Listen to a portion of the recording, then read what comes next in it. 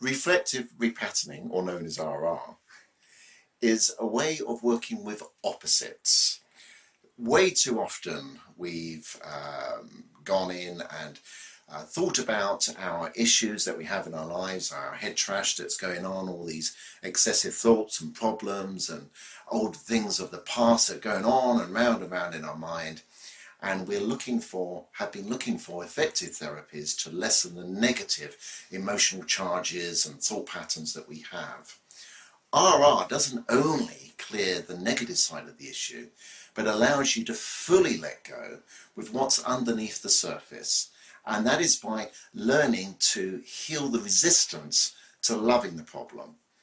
The forefathers of psychology, from Sigmund Freud and the counsellors who traditionally worked up to the talking therapies we have today, Carl Rogers and Fitzgerald and so forth, would look at these negatives and would talk your way through to understanding the reasons we're upset.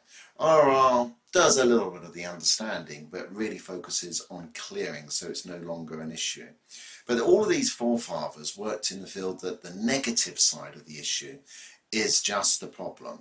And even really effective therapy treatments that came along, like neuro-linguistic programming, NLP for short, hypnotherapy, eye movement, desensitization routine where we're processing traumas with our eyes, and thought field therapy known as TFT, emotional freedom technique known as EFT, and many others that you might have heard of, even cognitive behavioral therapy, all worked in the premise that the negative part of the issue was the only problem.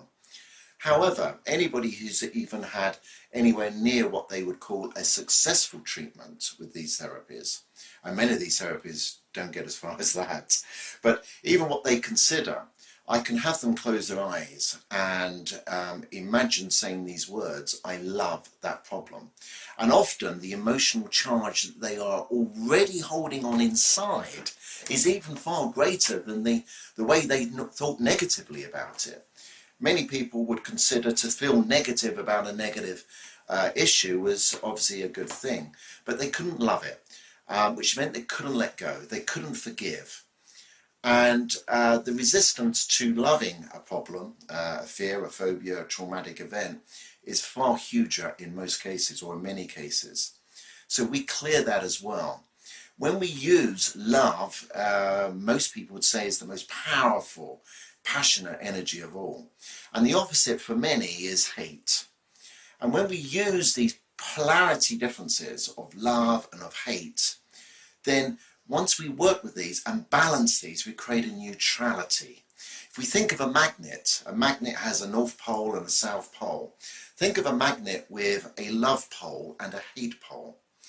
Two hates repel, two loves will repel. A love will attract a hate will attract a love. So we're using these polarities to get a free flow from hate to love, to hate to love, to love to hate, clearing the energy.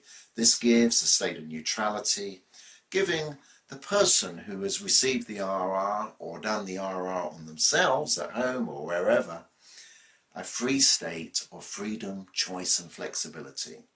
Freedom to be able to enter the negative world without too much stress, choice and flexibility to go down to the other end, to be able to like or love or forgive a negative issue, as well as to embrace it or to leave it, to stay clear of it.